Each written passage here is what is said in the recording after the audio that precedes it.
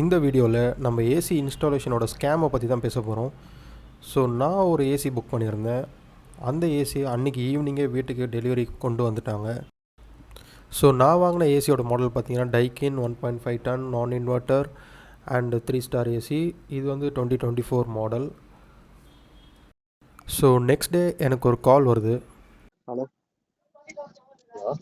S டைக்கில் வந்து பேசுகிறோம். சொல்லுங்கள். ஏசி டெலிவரி ஆகிடுச்சா? நீங்கள் யார் பேசுகிறீங்க?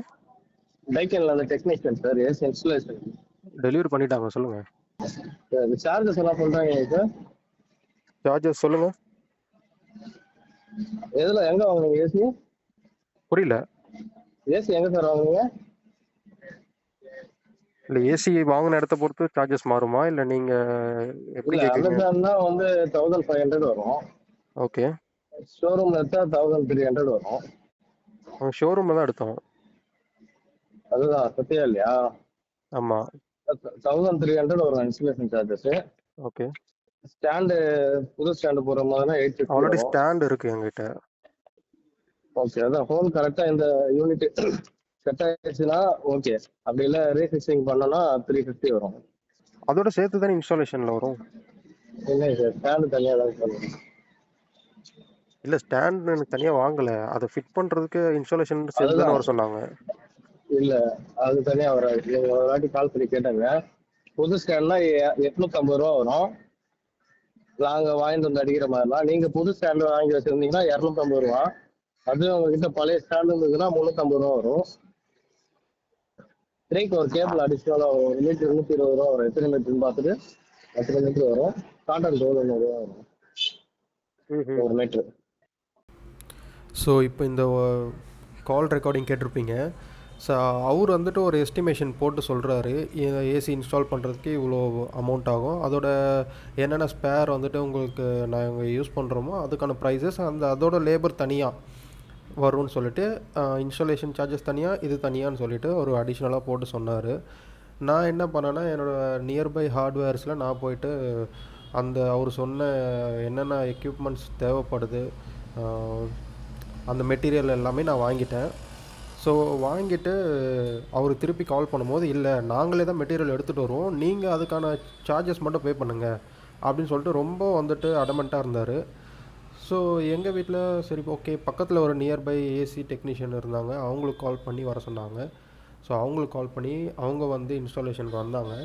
ஸோ இவர் என்ன பண்ணார்னா, நாங்கள் ஃபஸ்ட்டு போய் கேட்கும் போதே 1200 சொன்னார் ஃபார் ஏசி இன்ஸ்டாலேஷன். நான் வந்துட்டு புது ஏசின்னு சொல்லிட்டு மென்ஷன் பண்ணியிருந்தேன். அவர் எல்லாமே ஓகேன்னு சொல்லிட்டு நெக்ஸ்ட் டே தான் வராரு. வரும்போது அவர் ஏசி பார்த்ததுக்கப்புறமா நான் அவங்ககிட்ட 1200 சொல்லிட்டேன், பட் 1500 ஆகும் அப்படின்னு சொல்லிட்டு டிமாண்ட் பண்ணார். நான் சொன்னேன், இல்லை நீங்கள் இந்த ப்ரைஸ் தான் சொன்னீங்க, நான் வேணான்னா நான் வந்துட்டு நீங்கள் பண்ண வேணாம் அப்படின்னு சொன்னேன். இல்லை பரவாயில்ல நான் பண்ணிடுறேன் அப்படின்னு சொல்லிட்டு பண்ணார். பட் இவருமே வந்துட்டு ஸ்டார்டிங் எதுவுமே அவர் எனக்கு அட்லீஸ்ட் ஃபோனில் மென்ஷன் பண்ணது கூட இவர் சொல்லலை. இவர் எதுவுமே சொல்லாமல் பிளாங்காக வந்துட்டு ஆன் தி ஸ்பாட்டில் இவர் எல்லாமே ஓப்பன் பண்ணிட்டார். நீங்கள் பார்த்தீங்கன்னா தெரிஞ்சிருக்கும். எல்லாமே அவுட்டோர் இன்டோர் யூனிட் எல்லாமே ஓப்பன் பண்ணி இந்த எடுத்துகிட்டு வந்து அந்த வால் ஃபிக்ஸிங்கில் ஸ்டார்ட் பண்ணும்போது தான் என்கிட்ட பேசவே ஆரம்பித்தார்.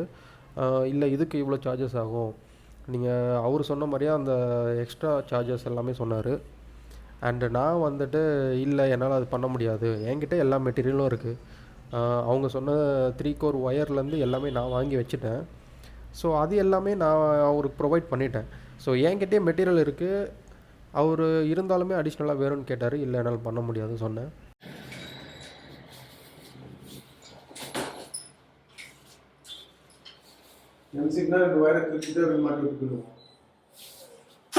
இல்லை, எல்லாம் சார்ஜஸும் அவர் முன்னாடியே நீங்கள் அப்பயே சொல்லியிருந்தீங்கன்னா அது எல்லாமே தெரிஞ்சிருக்கும். இது நான் வாங்குவேன். எம்சிபி சரி, இதை விட்டுங்க, ஏசி விட்டுங்க, எம்சிபி மட்டும் தான் சொன்னார். பாயிண்ட்லாம் அடிக்கணும்னு சொல்லல.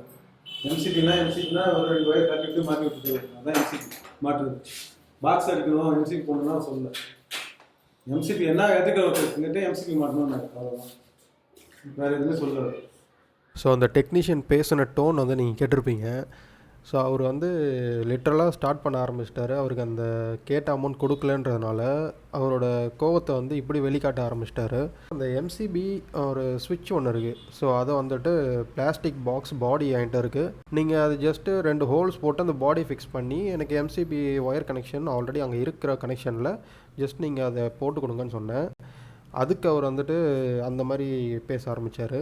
அண்ட் இன்னொரு விஷயம் பார்த்தீங்கன்னா, ஒரு ஏசியும் சரி, இன்டோர் இன்ஸ்டால் பண்ணும்போதும் சரி, அவுட்டோர் இன்ஸ்டால் பண்ணும்போதும் சரி, அண்ட் இந்த ஸ்டெபிளைசர் மாட்டும்போது கூட சரி, அந்த லெவலர்னு சொல்லிட்டு ஒன்று வச்சுருப்பாங்க, எல்லா டெக்னீஷியன்கிட்டே இருக்கும். அதை அவர் யூஸ் பண்ணவே இல்லை. ஜஸ்ட் அவர் தோராயமாக ஒரு 2 ஹோல்ஸ் போட்டு அதில் ஸ்க்ரூ மாட்டி ஜஸ்ட் அப்படியே மாட்டி விட்டார்.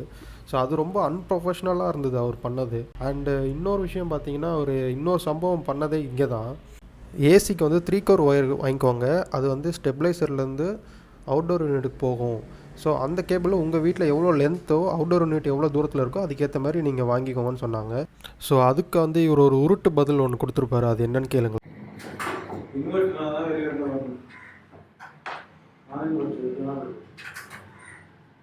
எப்படி வேணாலும் கொடுக்கலாம்.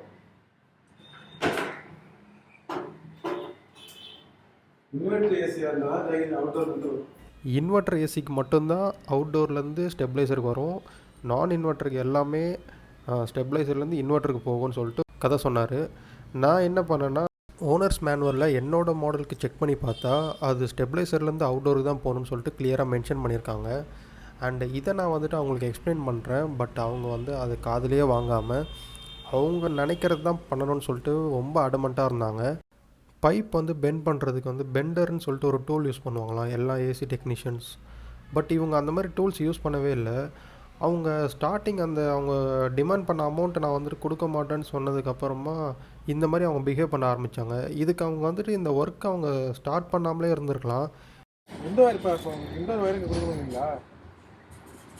இல்லை, இப்போ ஸ்டெபிளைசரில் வர ஒயர் லென்த் ஒயர் இருக்குல்ல, அது மேலே கொடுத்துருங்க. அது 3 கோர் அது கொடுக்க முடியாது. ஒயர் மாற்றி வச்சுருவாங்க. 4 கோர் ஒயர் வாங்கிட்டு 4 பின் இருக்கா? 4 கோர் ஒயர் ஒன்று வாங்கிட்டு வந்து காட்டி கொடுறேன். ஸோ அவங்க வந்து நம்ம பேச்சு கேட்காம அவங்க இஷ்டத்துக்கு தான் பண்ணி அவங்க ஸ்டைலில் தான் அவங்க வந்துட்டு இன்ஸ்டால் பண்ணாங்க. அண்ட் இந்த ஒயரும் அவங்க மாற்றலை. ஏசிக்கு வந்துட்டு நான் ஃபஸ்ட்டே இன்ஸ்டாலேஷன் பண்ணும்போது அவங்ககிட்ட கேட்டேன், ஒரு எம்சிபி சுவிட்ச் மாட்டணும்னு சொல்லிட்டு. அதையும் அவங்க மாட்ட மாட்டேன்னு சொல்லிட்டாங்க. அப்படியே தான் வந்துட்டு ஜஸ்ட்டு மாட்டி விட்டுட்டு போயிட்டாங்க.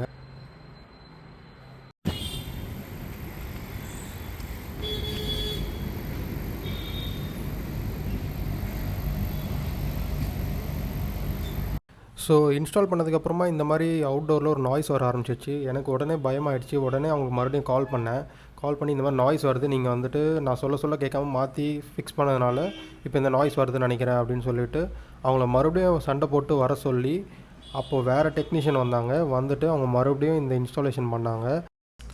ஸோ நெக்ஸ்ட் டே மறுபடியும் எனக்கு ஒரு கால் வருது. நீங்கள் இது இன்ஸ்பெக்ஷன் சார்ஜஸ் கொடுத்தாலும் சரி என்னால் வாரண்டி அப்டேட் பண்ண முடியும். எனக்கு என்னன்னா, இப்போ வாரண்டி வந்துட்டு ரிஜிஸ்டர் பண்றதுக்காக ஒரு அமௌண்ட் பே பண்ணணும்னு சொல்லிட்டு தான் இப்போ எனக்கு அவர் இன்ஃபார்ம் பண்ணாரு. பட் எனக்கு ஷோரூம்ல அந்த மாதிரி எதுவுமே சொல்லல. வாரண்டின்றது ஒரு ப்ராடக்ட் வாங்கிட்டாலே அந்த வாரண்டி அங்கேருந்து ஸ்டார்ட் ஆகிடுது இல்லையா? ஸோ டைக்கினோட அஃபிஷியல் பேஜ்லேயே நான் போய் பார்த்தேன். அதில் வந்து என்ன மென்ஷன் பண்ணியிருக்காங்கன்னா, இன்ஸ்டாலேஷனுக்கு 1500 அண்டு 3 கோர் ஒயர் வந்துட்டு 110 per மீட்ரு. அண்டு இதுக்கப்புறமா வேறு எதுவுமே வந்துட்டு அவங்க எக்ஸஸாக மென்ஷன் பண்ணவே இல்லை. பட் இவங்க கேட்குற அந்த லே பண்ணுறதுக்கு, அதாவது காட்டன் டேப் சுற்றுறதுக்கு, அவர் அந்த ஒயரை வந்து லே பண்ணுறதுக்கு, இதுக்கெல்லாமே அடிஷ்னலாக இவங்க கேட்குறது வந்து இவங்களோட பர்சனலுக்காக கேட்குற மாதிரி எனக்கு தோணுச்சு. அண்டு அதுக்கப்புறமா ஒரு டெக்னீஷியன் டைக்கின்லேருந்து வந்தாங்க. இவங்க தான் ஆத்தரைஸ் டீலர் சொல்லிவிட்டு. ஏன்னா வேறு வழியே இல்லை, இவங்க இன்ஸ்பெக்ஷன் சார்ஜஸ் பே பண்ணுங்கள், நாங்கள் பர்சன் அனுப்புகிறோம், அப்போ தான் உங்கள் வாரண்ட்டி நான் அப்டேட் பண்ணுவேன். அதாவது ப்ராடக்டே நீங்கள் வாங்கினாலுமே இவங்கக்கிட்ட நீங்கள் அவங்க கேட்குற காசு கொடுக்கலன்னா உங்கள் வாரண்ட்டியை அவங்க வந்து கிளைம் பண்ண மாட்டாங்க. ஸோ 1 year வாரண்ட்டி வந்து உங்களுக்கு வந்து லாஸ் ஆகுன்ற மாதிரி த்ரெட்டன் பண்ணுறாங்க லிட்ரலாக. பட் இது எந்த வகையில் வந்துட்டு நாயன்னு சொல்லிட்டு எனக்கு தெரியல. டைக்கினும் இந்த ப்ரொசீஜர் எப்படி ஃபாலோ பண்ணுறாங்கன்னு எனக்கு தெரியல. பிகாஸ் நான் ஆன்லைன் டைக்கினோட கஸ்டமருக்கும் கால் பண்ணேன். அவங்களும் வந்துட்டு இந்த ஆத்தரைஸ் டீலர்ஸ் என்ன சொல்கிறாங்களோ அதுபடி தான் செய்யணும் அப்படின்ற மாதிரி சொல்கிறாங்க.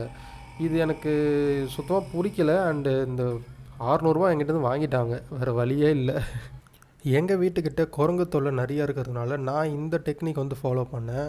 ஏன்னா டைக்கினில் கொடுக்குற அவுட்டோரில் பார்த்தீங்கன்னா உங்களுக்கு அந்த ஷீல்டு மாதிரி எதுவுமே இல்லை. சில பிராண்ட் வந்து கொடுக்குறாங்க. ஸோ நான் இந்த ஐடியா வந்து ஃபாலோ பண்ணேன். இது வந்து நான் ஒரு யூடியூப் மூலயமா ஒருத்தர் பண்ணியிருந்தார், அது மூலிமா தான் நான் பார்த்தேன்.